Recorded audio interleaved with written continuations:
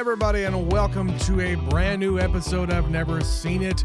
This is a podcast about movies that we haven't seen yet. And by we, I mean me. My name is Trent. That over there is Betsy. I am part of this we. The royalist we, if you will. No, I will not. Okay. All right, Betsy, it is a brand new month. No April Foolin'. We have a brand new series for everybody. And as I teased in the last episode, guys, did you know that they make movies about other forms of entertainment? I know, it's crazy. But Betsy, what are we going to be covering this month and today? For the month of April, we are doing a brand new series called I'm with the Band.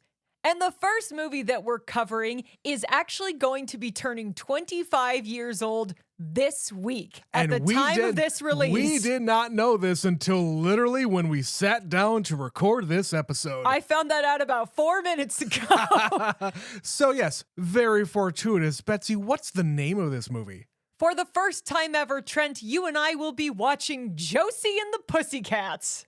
Yeah, and Betsy, I would say of all the movies that we are going to be covering this month, I know the least about Josie and the Pussycats. Not because it's turning 25 years old this week. I just don't think that movie was really marketed to people like me, but it was probably marketed to you. What do you know about Josie and the Pussycats, the movie? Listen, this came out when I was 16 years old. I absolutely should have watched this because I was absolutely the target demographic. It's a girl power movie from the early aughts about pop music. We're coming right off of the Spice Girls. They made a fucking Spice Girls movie a few years prior. It's an excellent movie and everyone should see it. But Josie and the Pussycats. I didn't say anything to that. Shut up. Josie and the Pussycats. I know the three people who are the stars are Rachel Lee Cook, Rosario Dawson, and Tara Reid. Correct. I know that Josie and the Pussycats was at one time an animated series based on an Archie comic. It is an Archie comics spin-off live action movie based on an old TV show from the 1970s. Yeah, they are a fake band within this universe that they have made into a live-action band movie. And they were, again, doing this a lot in the early 2000s. This was about the same time we got the Scooby-Doo movie. So it's not the only one of its kind that came out in the early 2000s. But as far as what the actual plot is, I kind of don't know. The only thing I've heard about the movie version of Josie and the Pussycats is they play a lot with, like, corporate sponsorships. They're making fun of that particular element to like an absurd degree. I think you and I have talked about this before in reference to movies that are just disgusting with brand names and product placement and shit like that. But this movie is kind of turning that on its ear. Yeah, it's doing it on purpose. Okay. And it's also coming out at the time where pop music was extremely, extremely popular. Oh, yes. Where we had all the boy bands and the Britney Spears and Christina Aguilera's of the world. So I think they're probably playing with that a little bit. Well, you mentioned boy bands. Girl bands were also a big thing back in the day. We had Destiny's Child. We had the Spice Girls. There were other girl groups, and because maybe the studio had access to this property, guess what? You can just slap some hot chicks in there and call it a movie. I don't know how deep this actually is. Is this going to be just a fun romp? Is there original music that is going to be attached to this? Or is it all licensed music that these people are just singing? I have no idea. I imagine there is original music for this because why wouldn't you? In the early 2000s, people were still buying soundtracks to movies. So if you could get an original song that becomes popular on the radio, I don't think that happened for Josie and the Pussycats. However, I don't remember. I imagine there is original music in this. Coming off of K-pop Demon Hunters, Betsy, it's a wonder how there aren't already 5 other movies in development trying to do exactly this. Get young people coming to the theater, or in the case of K-pop, get young people to sign up for Netflix and then go to the theater and watch the sing-along version so you can sing all the songs with all your friends in the theater. But as far as this movie we're going to be watching today, I have no idea what the plot is. I know those 3 gals are the stars of the movie. And I also think if I remember right, you told me or I heard somewhere that Rosario Dawson, there's a joke with her that she's just the one that everybody forgets about. This isn't ringing a bell, so I don't think you heard that from me. Okay, I have no idea, but Betsy, I think it's time. Let's go and watch Josie and the Pussycats for the very first time. We will be right back.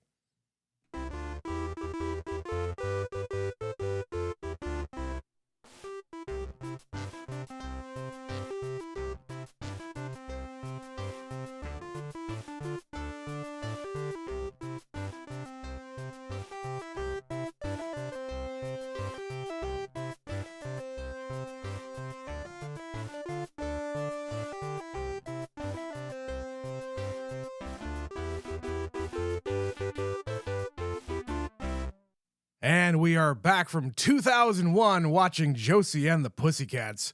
Betsy, how you feeling about this one?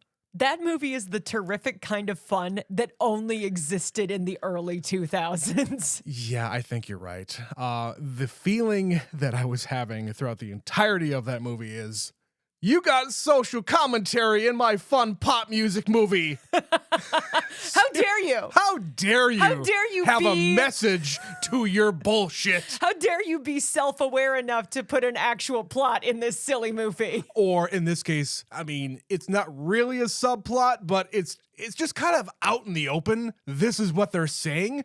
And the veneer of this being a, I don't know, very generic kind of a friendship, road trip, kind of a romance, but kind of not a romance. It's kind of an homage to the Spice Girls movie, and it's also kind of a romantic comedy with some of the tropes. But really, the message here is about conformity. It is about consumerism. It is about just marketing and propagandizing everything that you see in your waking eyes. How there are media machines trying to manipulate what you think and want to buy and how you should feel about the world. Before the age of social media. Right. That's what's really insane. How did Josie and the Pussycats predict the future? Yeah. I don't like that about this silly little movie. Apparently, Betsy, I didn't look up any numbers here, but I guess this movie bombed. Oh, yeah. And they had a huge, like, Universal monster type plan for these types of movies, like the old Hanna-Barbera cartoons from the 60s and 70s. They had a whole plan. This movie was rated PG-13 and it bombed, so they rejiggered the next movie that was going to come out, Scooby-Doo, to be a PG movie to have it appeal to more people or to have more people be able to come to it. And then that worked because that one got a sequel. It did. It doesn't mean that they're good movies. I haven't seen either of the Neither Scooby-Doo have movies. I. I mean, I don't know if they're any good or not. Hey, guys, should we watch the Scooby-Doo movie? From Please, the early 2000s, specifically. Specifically that one, yes. I mean, I might even just veto that right now because it includes Matthew Lillard. You love Matthew Lillard. Oh, you need just to shut refuse your to mouth. accept it. Anyway, Josie and the Pussycats. I very much enjoyed my time watching this movie. Not because of what they're really trying to show me here as far as the band and the plot that is the normal kind of a plot for a movie like this. I just enjoyed all of the little pokes to other media. I enjoyed the propaganda stuff and how fun they made it, how stupid they made it. And I love how nobody here is treating this seriously. Everybody's having a good time, and I'm here for it. Trent, this movie has everything. It's got a cameo from Eugene Levy. It has Parker Posey completely committing to yet another ridiculous character. Yeah, it's kind of what she was doing for about a decade. It has an in-joke for people who are fans of Romy and Michelle's high school reunion. Even I got that reference. And the fact that you were talking about Spice World, there are a lot of serious elements of that formula that did get applied to this. I don't know if it's just because that's the formula to make these kinds of movies, but it has that same silly energy where they're just sort of running around having adventures. And for some reason, Alan Cumming is here. He's in both of these movies. He is. That wasn't helping matters. Yes. And Spice World is another terrible movie. But the difference is that is a real girl group in a movie because they're trying to capitalize on their fame. Yeah. This is actresses playing a girl group in a movie. But what you were saying, it does kind of almost feel like we could have written this movie about any band. It didn't have to be anybody we'd ever heard of. It's just a rising star kind of a moment. They just decided to use the Archie comics and make it Josie and the Pussycats. Fine. But I have a question, though. You have seen the Beatles movies. Yes. All of them, have you not? Yes. Yes, I think I have At seen least all the of them now. vast majority of them. Well, yes, there's one that I think I've only seen one time because it's very strange. Okay. But anyway, not my point. Not my point. I've seen them. My point is, do any of those movies match what we're talking about here? The Spice Girls movie or Josie and the Pussycats, where yes, they are a real group and they have their own personalities that are maybe accentuated or heightened. I've never seen those. I'm not a huge Beatle fanatic like you are. What's the comparison? Damn it, Trent, I hadn't thought about that, but you are exactly right. Because if you go back to the Beatles movie, A Hard Day's Night, the very first movie they made, this is what it is. It's basically a day in the life of the Beatles where they're kind of running around and they have little vignettes and there are actors playing other characters around them. And so it's the Beatles doing things the Beatles would do, but then every once in a while they get to go on a little adventure. Like there's a whole sequence where Ringo is sad and he's just like kicking rocks by the river and playing darts at a bar. Okay. You know, it's stuff like that. Or they're doing a press conference or being fitted for suits and they're cracking jokes in the way that they It's did. a lot of the behind the scenes stuff that we see in this movie where we're talking to the manager. We get the, umpteen different montage scenes where they literally just are making a music video. You have to have a montage. Yes, there's like 5 of them in this movie. I can't believe that has never occurred to me, that they basically did it with the Beatles and then everyone else has been recreating it ever since. That's insane. That never occurred to me. That's kind of surprising that you didn't think about that. I really didn't, but it's because I've seen A Hard Day's Night, but not as many times as you would think. I was more of a health girl growing up. All right. And that one is more of we have an actual plot and we're following it. They're trying to act. Yes, they still have a vignette of like a bunch of bullshit they're doing throughout the movie, but that one has a lot more structure to it. Betsy, I'm just going to say, I'm really resisting the urge here to just go beat by beat in this movie because it is nothing but a whole bunch of different gags and references and just everything surrounding this movie is pop culture, but a heightened version of it. It screams early 2000s. Yeah, in every way they could. Is our thing. Yes, this is so familiar a time to me because, as I said, I was 16 when this came out. Oh, yeah. I am definitely the target demographic. All those girls in the crowd, that could have been you. And yeah, this movie is literally just a snapshot in what pop culture was. I remember watching TRL almost every single afternoon when I got home from school. I remember the music videos with the Backstreet Boys and NSYNC and them being outside at the fucking airport doing an impromptu concert for all the people waiting for them. It's just a chef's kiss moment to how ridiculous all this stuff was back in the day. And how ridiculous people acted as a result of it. Yes, yes. When the cameras were looking down on the crowds during the TRL broadcast, because those were live, by the way. In this movie, they called it a taping, and I made sure to point that out while we were watching it. Well, yes, I do understand that the L stands for live. Yes, in indeed. TRL. Yes, indeed. But the absolute fervor that was in the crowd outside, and anytime one of the pop stars would be anywhere near the window, like cops had to be there to make sure people didn't get trampled. That's also how they start this movie. The girls in the crowd at the airport are just screaming at the camera. Yeah. And talking about De Jour, the latest boy band.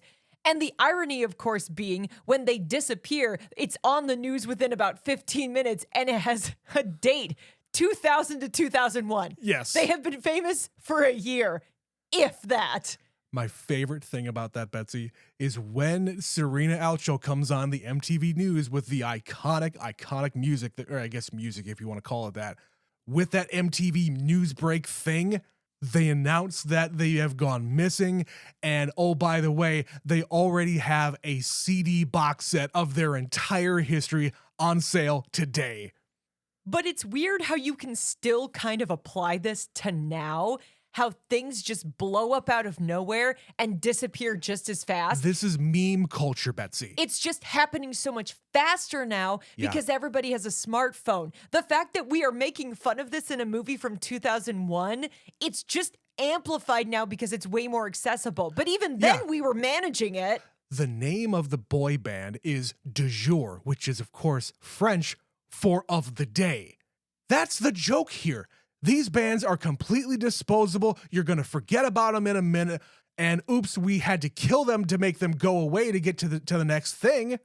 But that's just what culture is now. Everybody moves on at such a rapid pace, which is why nobody seems to remember what was happening yesterday, a week ago, a month ago, a year ago. Which is why you have to keep putting things out there. People are always like, you have to make a movie, you have to make music, you have to write a book, you have to post things on your TikTok, you have to do it 17 times a day. Yeah, keep their attention. We have pressure on us just having this podcast. You have to post clips all the time. You got to post on Twitter and Blue Sky and Facebook and just to get yourselves out there. When Betsy, just a couple of days ago, you put out some innocuous tweet about the fact that Netflix increased their price. Okay, that's what everybody's talking about right now, so you post something about it because it is semi-related to what we do here. But for some reason, that post completely blew up. We have tens of thousands of people looking at that post and interacting with us. We never asked for this. It just happens. And then the next day, it's done. It's gone. Nobody's talking about that anymore. I've also posted like 6 other things around that, and no one has noticed because that's how things usually go. Yeah. It's just everybody wants to have their take on the new thing. We had our take, and everybody was responding to our take. Some agreed with us. Some were like, you're full of shit. It doesn't matter, It doesn't matter. It doesn't matter. But it's all the immediacy of it. And that's what they're kind of doing in this movie, where de jour is popular now, and then before they're even forgotten, suddenly everybody is like, orange is the new pink. In the opening of the movie, everyone's wearing pink. After the plane goes down, they change the message to, no, orange is the new color. Now everyone wears orange. When they get Josie and the Pussycats out to the public, now blue is the new orange. We all have to wear blue. And it's just the way you can manipulate people into that herd mentality where everybody just has to fit in and do exactly what everybody else is doing. You can't be a nonconformist. They literally have one of those in the movie and she's punished for it. I know. And Betsy, you and I remember high school. We were both sophomores. Yeah, we were ending our sophomore year when this movie came out in April of 2001. And I remember all the different trends. Now, I know you remember all of the like fashion trends a lot more than I do, because I never paid attention to fashion. I don't pay attention to fashion now. But I was a girl and I was expected to. But you also didn't follow it, did you? You were aware of it. No, I was aware of it. Sure. But you remember going to the mall and seeing other kids out there and what they were wearing. You remember magazines. You were able to just follow the trends as they were happening around you. You didn't necessarily follow any of that stuff. No, because just because it's a trend doesn't mean it's your style and you should be doing something. Sometimes you don't feel comfortable doing the style because it just feels weird. Yeah, and one thing that I'm kind of marveling at here is absent any kind of social media where people are connecting, the way teenagers are getting the message, as it were, in this movie is through the propaganda, through the music. When they're at the mall, they're playing the music on the speakers and the kids are hearing it that way. These days, if you want to get the message out about something, you do an ad campaign, you pay influencers that are very, very popular. There are ways to get your message out there without, trying to brainwash people. Aren't they, Trent? I don't know, you Betsy. You can't prove they aren't. Literally, there was a court case that just got settled with Facebook, and I don't remember the details of it, but it was actually Instagram that lost this case about I don't know, a teenager that got addicted to the platform or something like that.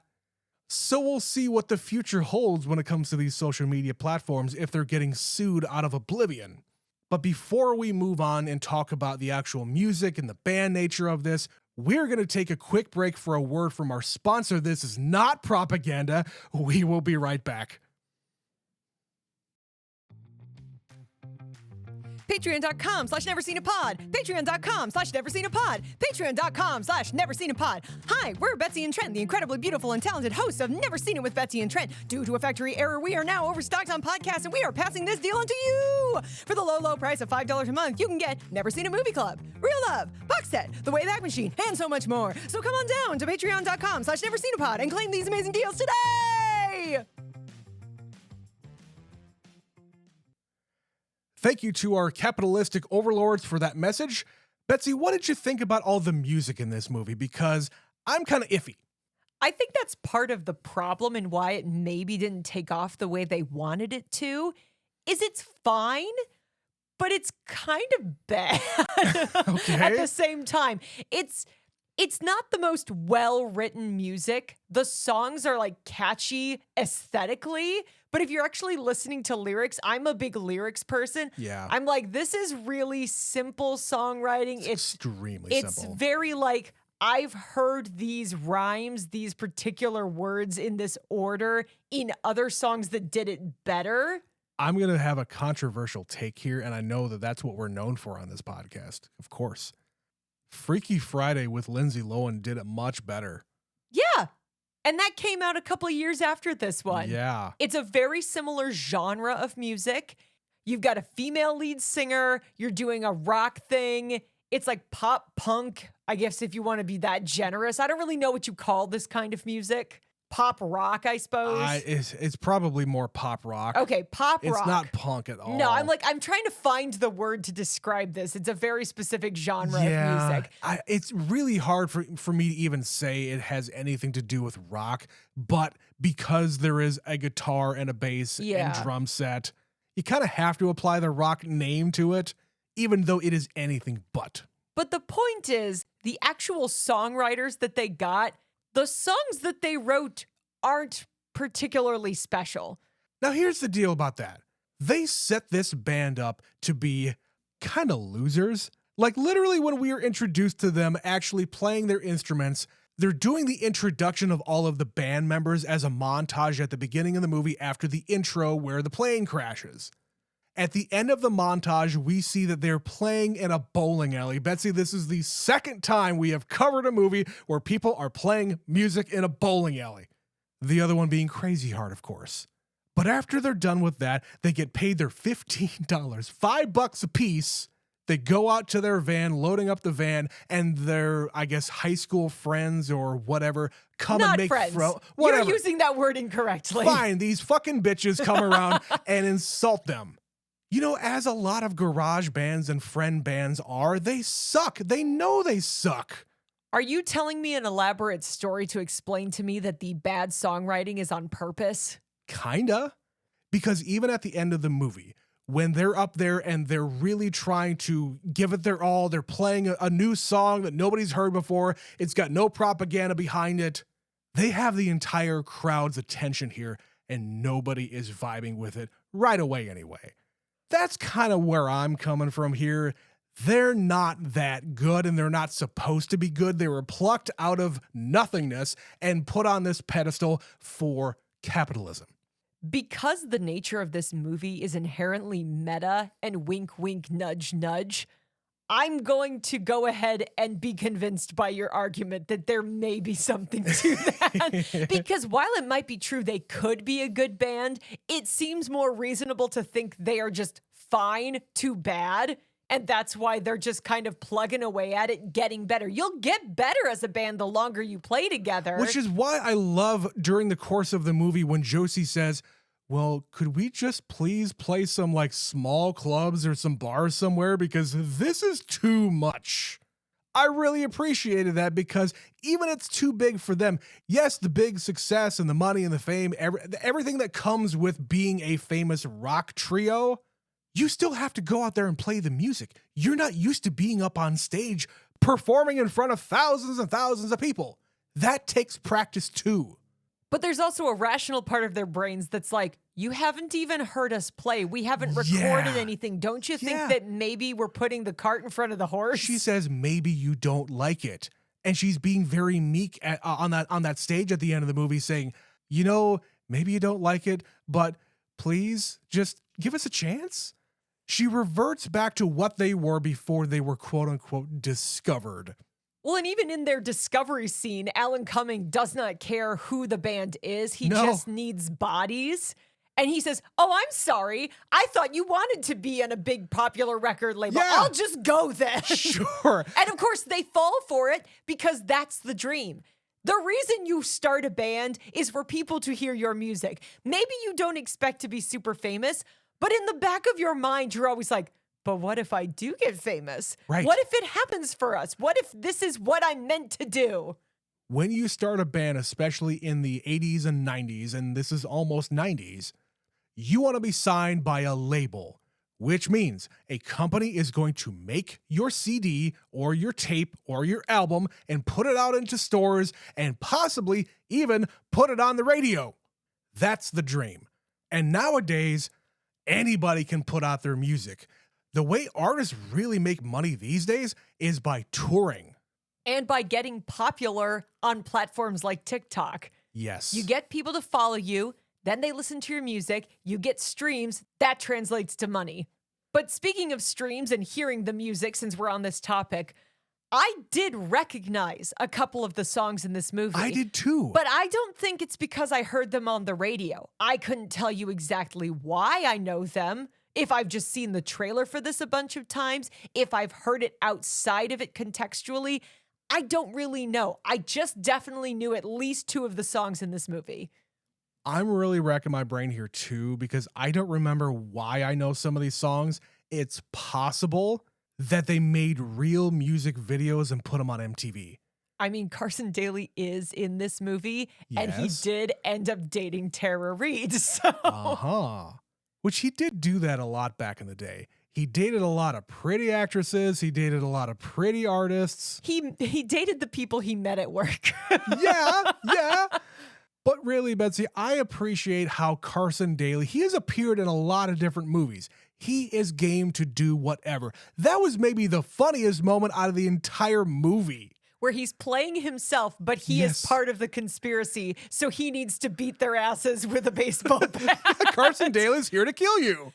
Carson Daly and other Carson Daly. The other Carson Daly. What is that about? Okay, Trent, I am shocked that looking at other Carson Daly, I was able to summon the name Aries Spears because I think he was on Mad TV or something. Okay. But I'm looking at him, I'm like, he looks very familiar. Is that Aries Spears? Why the fuck do I still have that name rattling in my brain? Just doing some impressions of other celebrities. That's what he did. He was an impressionist. He was a comedian. Okay. He is not famous now. I mean, he did a really bad Carson Daly. But he was so convincing. But he had the fingernails. Shit. Oh, I guess before we get to the actual trio here, some of the other folks in the movie, we mentioned Alan Cumming. He is delightful in anything we ever watch him in. I do not like the turn for him at the end where he is, what is his name? Something albino. Albino Willie or something. White ass Willie, excuse me. Wow. Okay, I agree. That is the turn in the movie I didn't need.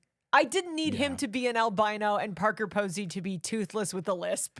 Yeah, and I read in the trivia that at one point they wanted her to be like formerly fat or something. That was a common trope in those days. I know, and Parker Posey was the one who suggested that they change it to being a lisp. And I kind of figured that that's where they were going when she invites the girls over to her room and wants to paint fingernails and braid hair and shit like that. Maybe she didn't have any friends when she was growing up. And this is her grand scheme to have people like her by putting out a subliminal message. It's really tacky. I don't like that. But of course, she is also wonderful in the movie. Classic indie movie queen. Whatever kind of weird bullshit that they want her to play, she is game for it. And sometimes she ends up being one of the best parts of the movie Because recently we watched for our Real Love show on Patreon, Laws of Attraction. She's one of the best parts of that movie, along with Michael Sheen. I guess we're going to have to scrounge up some more Parker Posey movies to do in these episodes. You know what's unfortunate, Betsy? The first thing I ever saw Parker Posey in was Blade Trinity. I love that, though. I don't know if she would love that. Listen, I'll bet she's great in it. She is. See? She really is. You see? She's in all the Christopher Guest movies. She's awesome in those. Anytime she appears, I'm like, oh, she's here for another silly fun time. Now she's doing fucking advertisements for a car company. Is she which really? She's fine for those, yeah. What is she doing?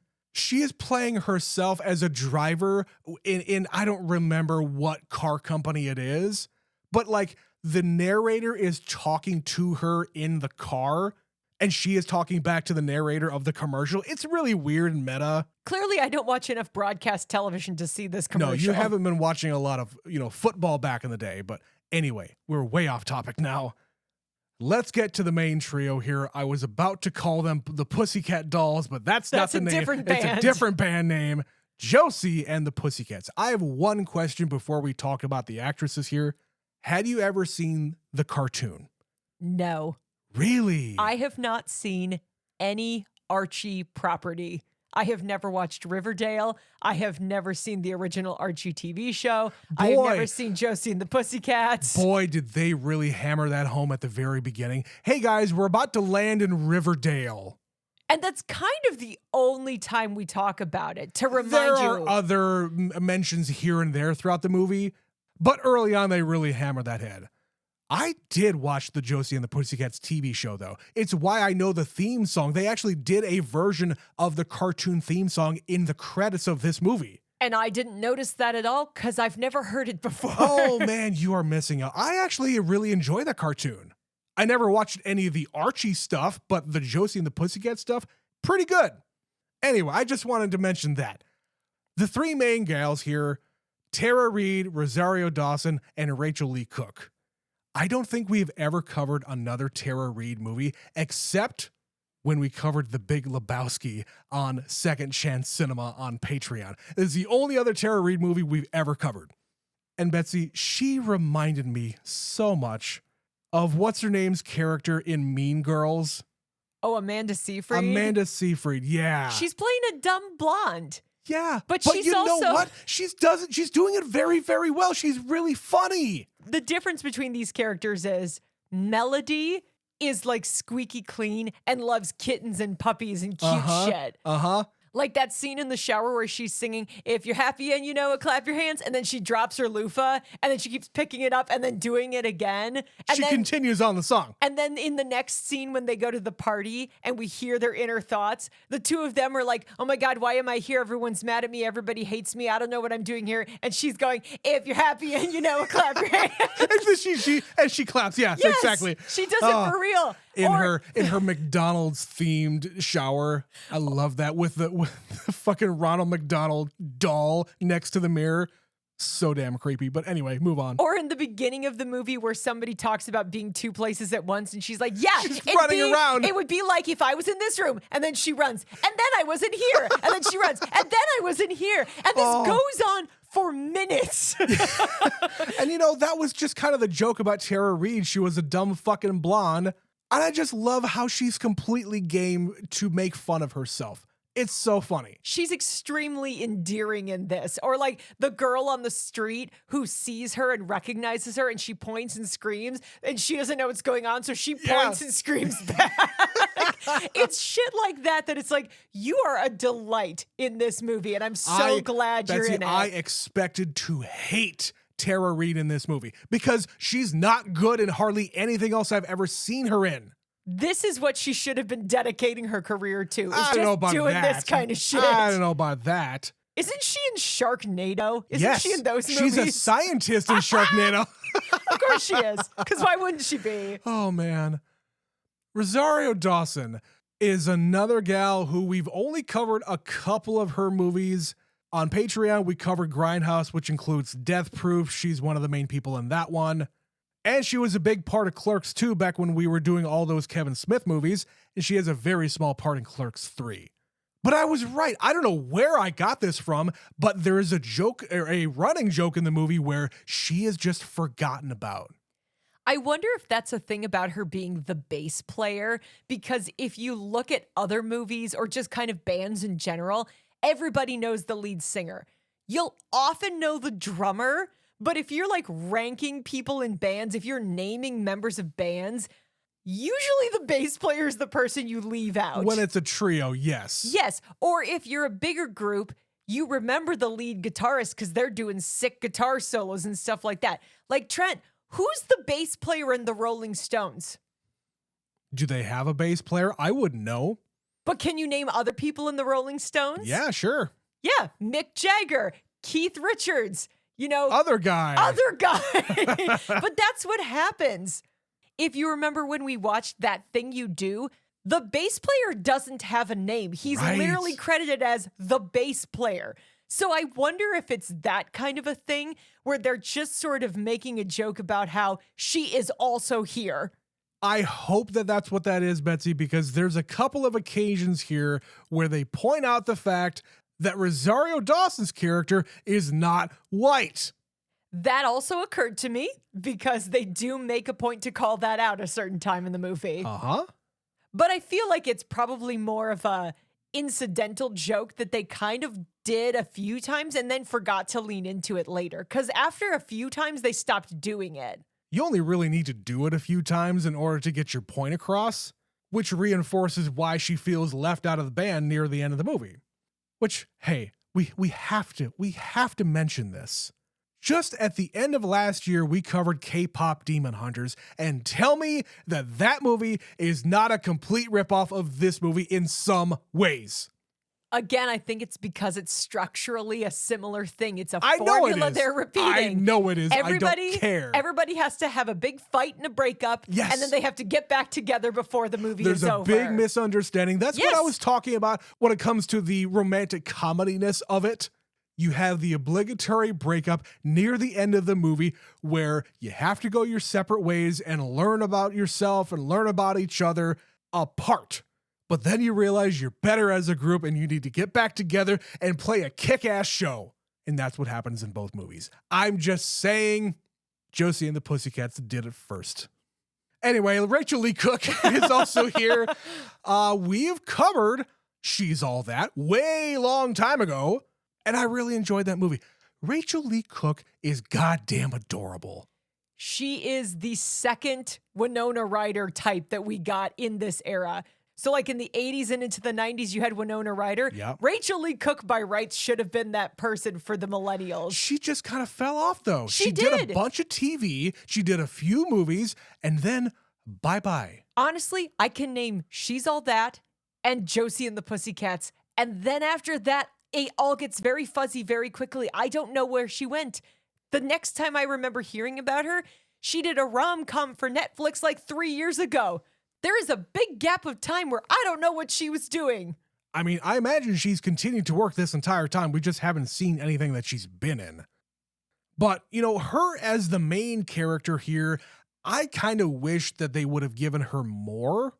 But in a movie like this, with the main premise being nonconformity, if it was a normal movie where you have the upcoming band, you have the love interest who they don't really know each other, and you have all of the different cliches that come with a movie like this, yeah, they could have fleshed out her character a little bit more and given her more to do.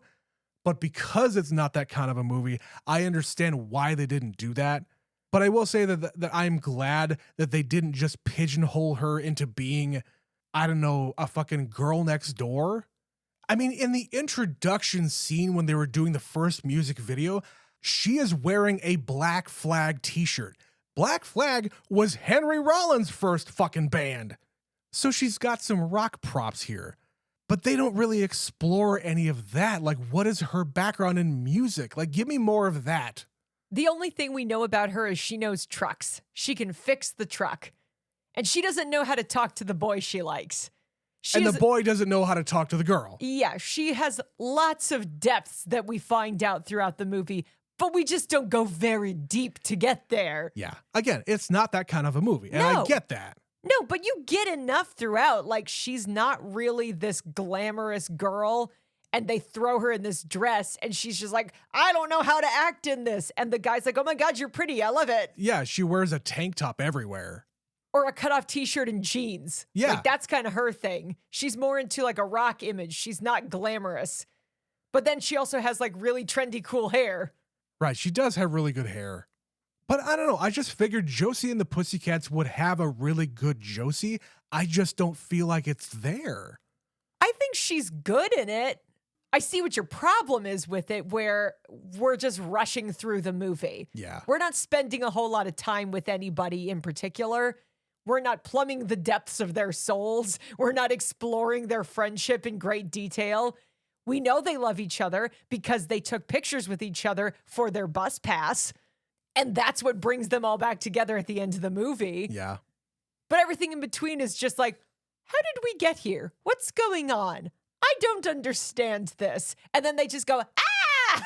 A lot of screaming. It's fun! A lot of screaming.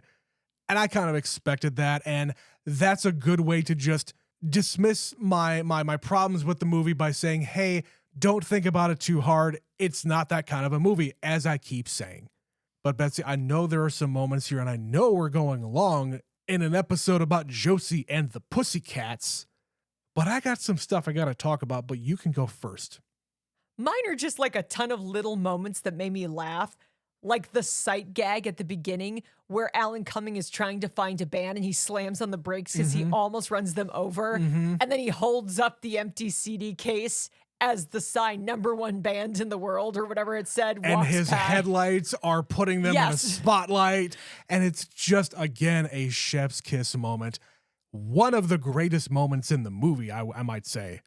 I also enjoy the moment where he and Parker Posey are plotting and they have a maniacal laugh off.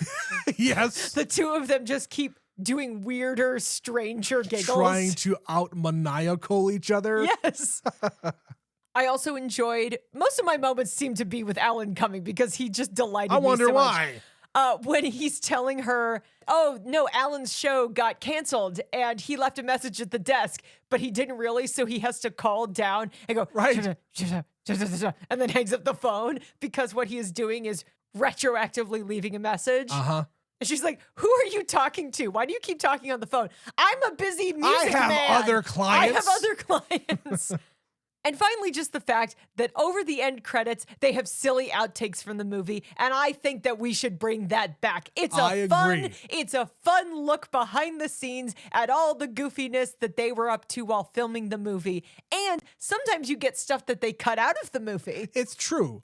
And especially, I want those kinds of like bloopers and behind the scenes stuff of comedies like this, as opposed to, I don't know, more serious stuff like when we watched that fucking Deadpool Wolverine movie, they had a bunch of scenes from the different X-Men movies over the years. And I don't know, yes, it's a comedy, but there are also other serious moments in here as well. It just didn't fit for me. That one felt like, as we go on, we remember. There's a 2000s reference for you. There you go. It felt like that. Here, it's just like, look at these silly kids making a silly movie. I can't really get behind watching blooper stuff from movies like The Lord of the Rings or any other kind of like semi-serious movie. I don't know, it just takes me out of it. Maybe just fantasy stuff. I don't want to see that because, again, it takes me out of the fantasy. But this movie in particular is so silly to begin with. Yeah, and that's where I want to see in on it. Yeah, I want to see it from there. But we just don't really do that anymore. And I just don't know why, because I think it's fun. Speaking of fun, Betsy, another really fun moment here that doesn't make any sense, but they do it a lot and they keep on doing it.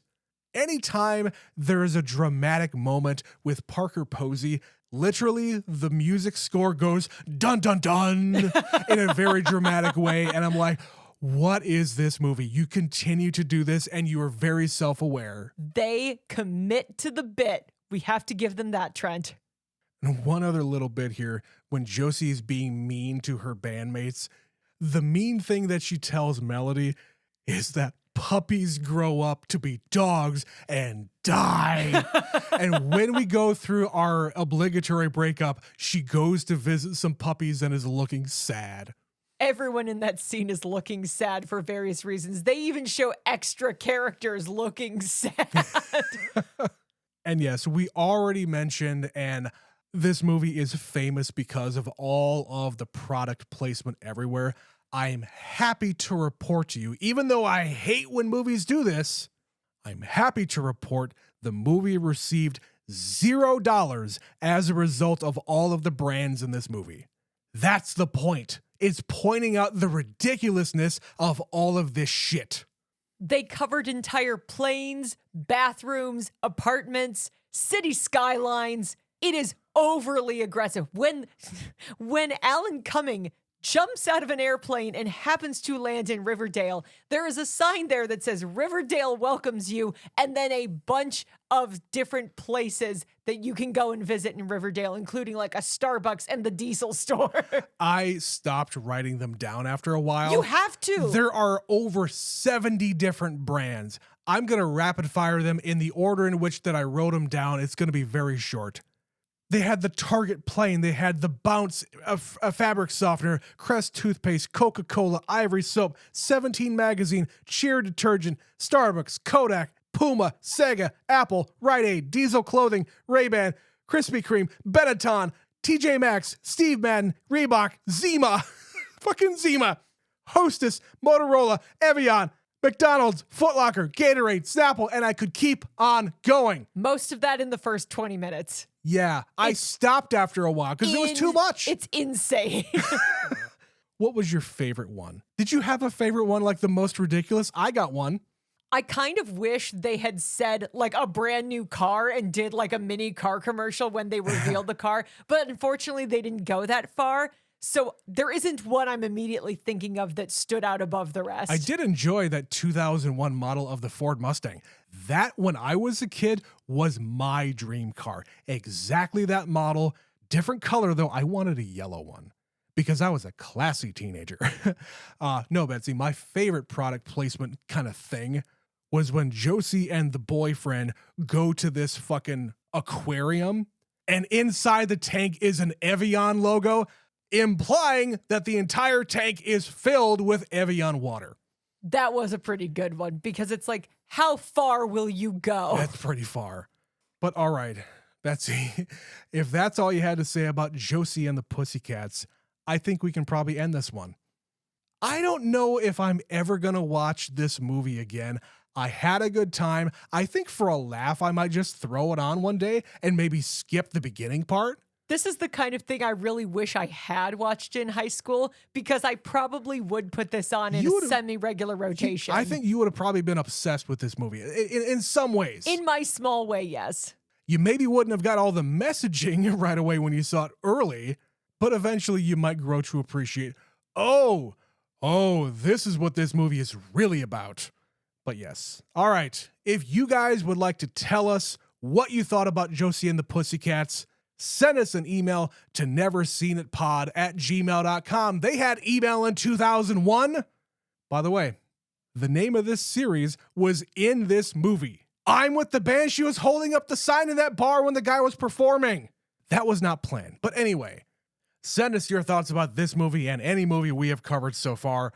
However, believe it or not, we do not have any emails to read today. We're doing this a little bit ahead of schedule, so we're trying to get this done before, hey guys, next month we're going on vacation finally. As we did last May. I don't know how that keeps happening. I don't know why. I think it's because we get cooped up in this house over the winter time. It's South Dakota, and we need to get out of this state. But I highly encourage everybody, please email your thoughts. Go to our social media platforms. We are on Blue Sky, Twitter, Instagram, YouTube, TikTok. And finally, you asked for it. We're finally on Letterboxd. Go follow us on Letterboxd. It is Never Seen It Pod on Letterboxd. When this episode is dropping on the 5th of April, I think by now we have a couple of brand new movie reviews out there for movies that we're not actually going to be covering on this show. We announced in our 5-year anniversary special that Betsy and I are going to be going to some new movies, and we're not actually going to be covering them on this show unless we really, really want to. Because we found that since we have a podcast, we actually go to fewer movies and we want to make a change and actually go see them. So those two movies, unless something has changed, are Project Hail Mary and the new Super Mario Galaxy. I think it's not Brothers. I think it's just Super Mario Galaxy movie. Whatever it's called, our plan is to see it. Yeah. So go to our Letterboxd page, follow us on there, like all of our shit, share our shit. Because, hey, we're very new to the platform. We need some people to follow us over there. But Betsy, the music movies keep rolling along. Next week is going to be another entry in this series we are calling I'm With the Band. What are we covering next week? Next week, we're going to be watching a movie that I have seen and you have not, but I'm really excited to hear what you think about it. It's certainly the lesser known movie that we'll be covering this month, but I don't care because I'm very excited that we will finally be watching Sing Street. Sing Street is a movie that you have wanted me to watch ever since you watched it for the first time by yourself. So I'm excited to watch it with you for no other reason than you can stop bothering me to watch it. But until then, my name is Trent. My name is Betsy. We'll catch you for another episode of Never Seen It. Bye.